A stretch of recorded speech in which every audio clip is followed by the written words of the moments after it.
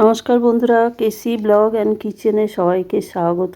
আজ আমি নিয়ে এসেছি কম তেলে একটা বেগুন ভাজা, মুচমুচে বেগুন ভাজার রেসিপি, যেটা কিনা ভাত, রুটি, পরোটা সব জিনিসের সাথে খেতে ভীষণ ভালো লাগে।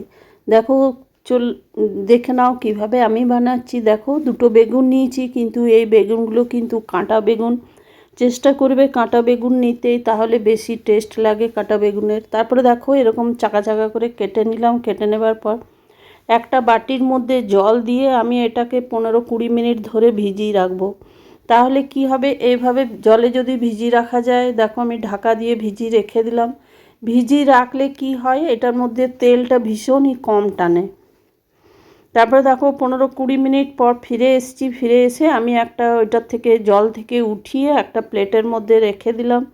রেখে দেবার পর নুন ছড়িয়ে দিলাম এর মধ্যে। নুন দেবার পর হলুদ দিয়ে দিলাম। খুবই সামান্য ছোটো চামচে 1 চামচ আমি কাশ্মীরি লঙ্কার গুঁড়ো কালারের জন্য দিলাম। এটা তোমরা না চাইলে নাও দিতে পারো, আমি দিলাম একটু কালারের জন্য। তারপরে দেখো, এটাকে খুব ভালো করে মাখিয়ে রেখে দেবো।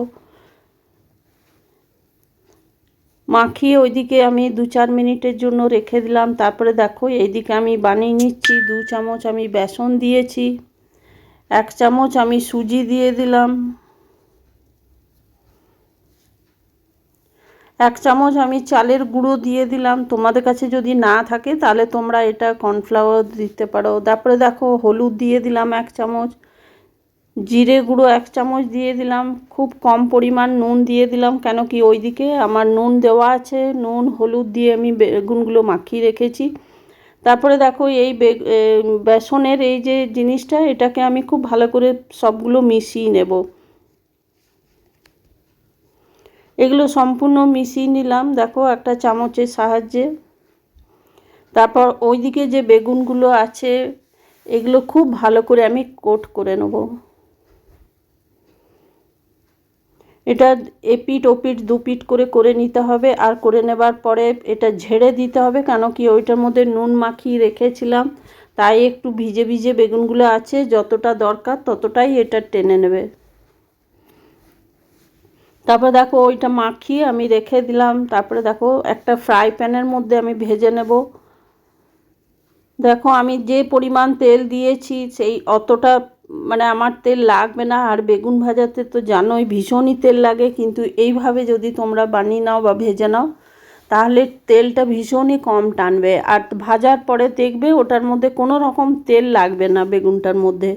যে কোনো থালা বা প্লেটের মধ্যে যদি রাখো, একদম তেলও গড়াবে না, আর মনে হবে যে একদম ভীষণই বিনা তেলেই করা হয়েছে।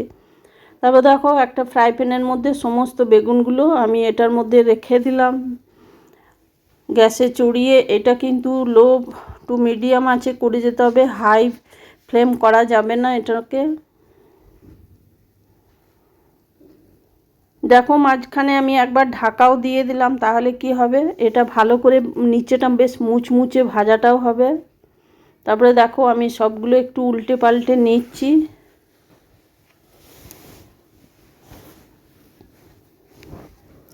আর এইগুলো এত মুচমুচে হয় না, বানিয়ে খেলে একদিন বুঝতেই পারবে না যে এত সুন্দর বেগুন ভাজা। আর এই মুচমুচে ভাবটা এটা অনেকক্ষণ ধরে থেকে যায়। আমরা বেশিরভাগই দেখো, বেগুন ভাজা যদি সঙ্গে সঙ্গে গরম হিসাবে খাই তাহলেই মুচমুচে থাকে।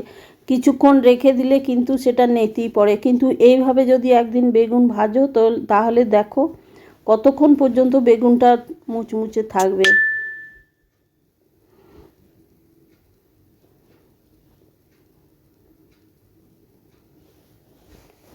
আমার রেসিপি যদি ভালো লেগে থাকে তাহলে লাইক, শেয়ার ও কমেন্ট করে অতি অবশ্যই জানিও। আর নতুন বন্ধু তাদের বলি, তাদেরকে সাবস্ক্রাইব করার অনুরোধ রইল।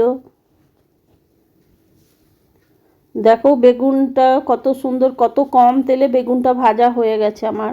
দেখো, এতটা তেল এখনও আমার রয়ে গেছে। বেগুন ভাজাতে তো অনেকই তেল টেনে নেয়, কিন্তু দেখো দেখো আমার সমস্ত বেগুনগুলো ভাজা হয়ে গেছে। ভাজা হয়ে যাওয়ার পর আমি এগুলো একটা একটা করে সমস্ত উঠিয়ে নেব একটা প্লেটের মধ্যে।